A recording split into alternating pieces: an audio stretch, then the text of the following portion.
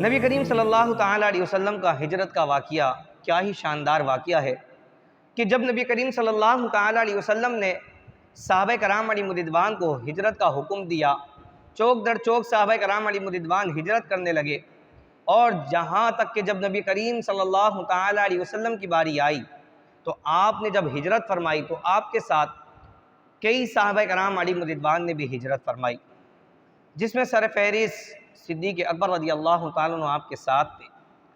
نبی کریم صلی اللہ تعالیٰ علیہ وسلم کا گزر ایک بستی سے ہوا، جب آپ وہاں ٹھہراؤ کیا، آپ وہاں پر رکے تو آپ نے ایک خیمہ دیکھا، صحابہ کرام علیہ رضوان کے ساتھ اس خیمے کے پاس تشریف لے گئے تو اندر سے ایک خاتون معبد جو ہے وہ تشریف لے کر آئی۔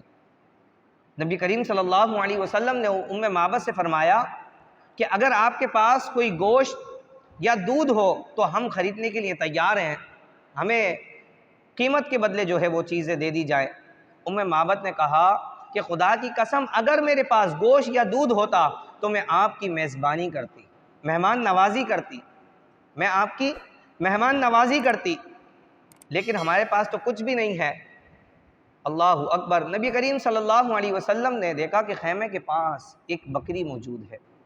آپ نے فرمایا معبد سے کہ اگر آپ اجازت دیں تو ہم اس بکری کا دودھ دھو لیں۔ اللہ اکبر۔ معبد نے فرمایا کہ یہ کمزور سی بکری ہے، اس کے تھنوں میں دودھ موجود نہیں ہے، اگر یہ فروا ہوتی، طاقتور ہوتی تو ریوڑ کے ساتھ میں اس کو بھیج دیتی۔ نبی کریم صلی اللہ علیہ وسلم نے جب ارشاد فرمایا کہ دودھ دھونے کی اجازت دیجئے تو آپ نے فرمایا اگر آپ دھونا چاہتے ہیں تو آپ دھو لیجئے۔ اللہ اکبر۔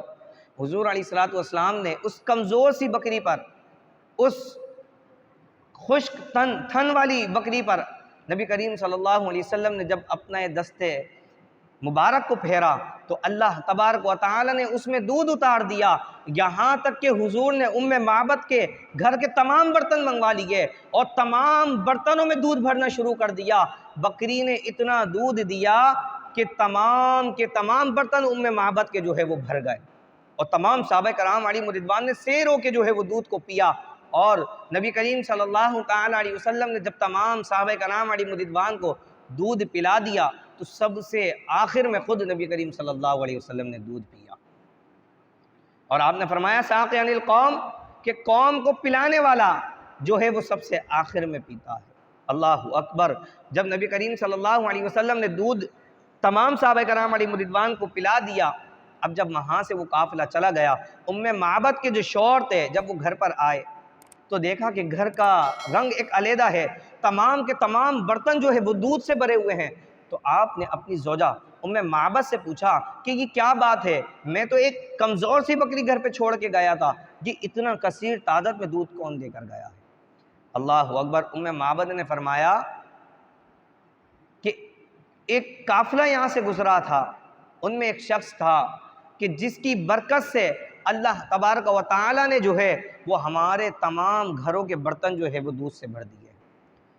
اب معبد نے تمام کا تمام واقعہ اپنے شوہر کو بتایا۔ جب آپ نے یہ واقعہ سنا تو آپ نے فرمایا اچھا تو یہ وہی شخص ہے کہ جس کے تعاقب کے لیے قریش کے 400 گھوڑے جو ہے وہ ان کے تعاقب کے لیے نکلے ہوئے ہیں۔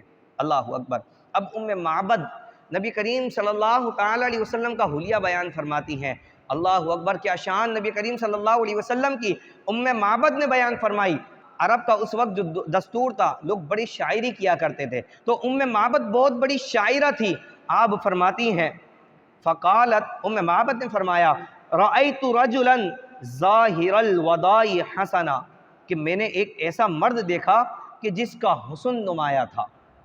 آگے آپ فرماتی ہیں خلق الملیح الوجہ، آپ نے فرمایا کہ اس کی ساکھ بہت خوبصورت اور چہرہ ملیح تھا۔ آگے فرماتی ہیں لم تعبت سجلۃ ولم تزر به سعلۃ، نہ ان کی رنگت زیادہ سفید اس کو معیوب بنا رہی تھی، اور نہ گردن اور سر اتنا پتلا کہ اس میں نقص پیدا ہوتا۔ آگے فرماتی ہیں قسیم وسیم، کہ نبی کریم صلی اللہ علیہ وسلم کے بارے میں فرماتی ہیں کہ آپ بڑے ہی حسین اور خوبصورت تھے۔ آپ فرماتی ہیں کہ قسیم وسیم، کہ آپ قسیم بھی تھے، آپ وسیم بھی تھے۔ آپ دیکھیے کہ بعض لوگوں کا حسن ہوتا ہے کہ اگر انہیں دیکھا جائے تو بڑے حسین لگتے ہیں، لیکن جب بار بار ان کو چہرے کو دیکھتے رہیں تو پھر وہ حسن ان کا کمزور پڑ جاتا ہے، مطلب اب دل نہیں کرتا کہ بار بار اسے دیکھا جائے۔ لیکن معبد فرماتی ہیں کہ وہ آنے والا اتنا حسین تھا کہ وہ قسیم بھی تھا، وسیم بھی تھا، یعنی کہ اس کے دل کرتا کہ اسے بار بار اس کے چہرے کو دیکھا جائے۔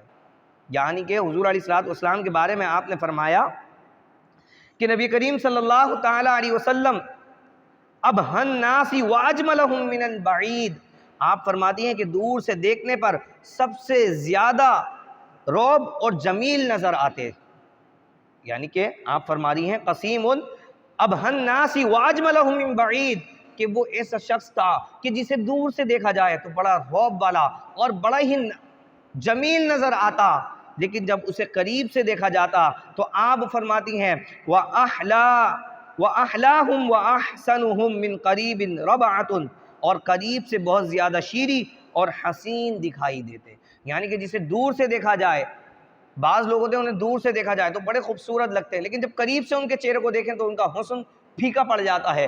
آپ فرماتی ہیں کہ جب دور سے دیکھا جائے تو بڑے رعب اور بڑی حسین نظر آتے، لیکن جب قریب سے دیکھا جاتا تو آپ کا حسن اور بڑھ جاتا۔ اللہ اکبر، یہ حضور کا حسن بیان فرما رہی۔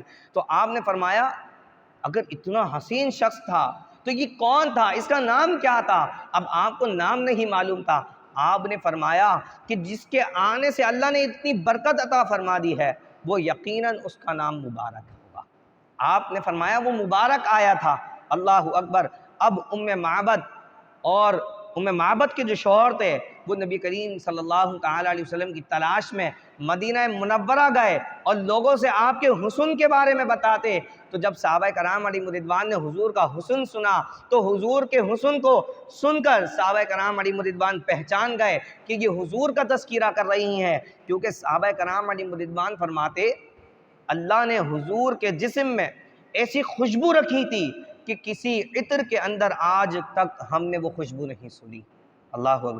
صحابہ فرماتے، یہاں تک کہ صحابہ کرام علیہ رضوان فرماتے کہ حضور جس گلی سے گزر جاتے اس گلی میں حضور علیہ السلام کے جو جسم کی خوشبو رہ جاتی، اور ہم جب اس گلی سے گزرتے تو ہمیں پتہ چل جاتا کہ حضور علیہ السلام اس گلی سے گزرے ہیں۔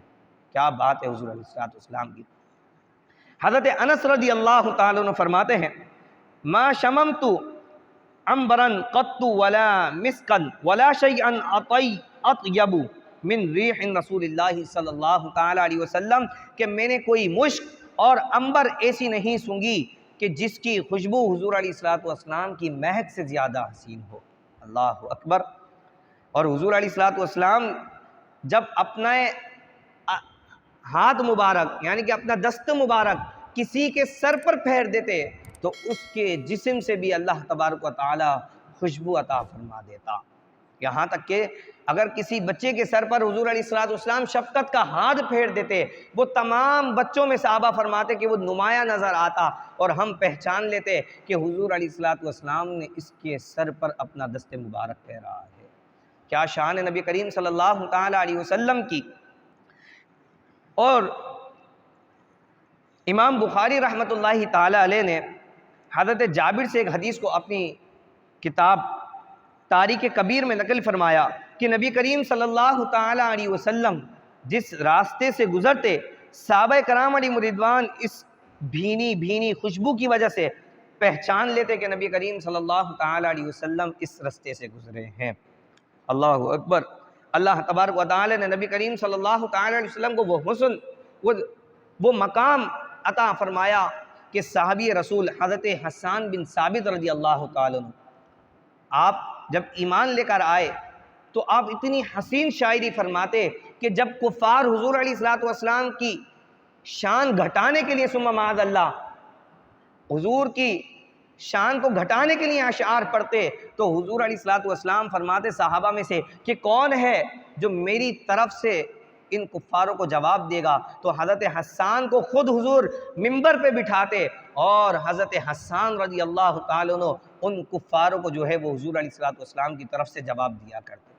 یہاں تک کہ ایک دفعہ حضرت حسان بن ثابت رضی اللہ تعالیٰ عنہ فرماتے ہیں وَأَحْسَنُ مِنْكَ لَمْ تَرَ قَطُّ عَيْنِي وَأَجْمَلُ مِنْكَ لَمْ تَلِدِ النِّسَاءُ خُلِقْتَ مُبَرَّأً مِنْ كُلِّ عَيْبٍ كَأَنَّكَ قَدْ خُلِقْتَ كَمَا تَشَاءُ۔ یا رسول اللہ نے آپ کو ایسا حسین پیدا فرمایا ہے وَأَحْسَنُ مِنْكَ لَمْ تَرَ قَطُّ عَيْنِي کہ یا رسول اللہ آج تک میری آنکھ نے ایسا حسین کوئی نہیں دیکھا۔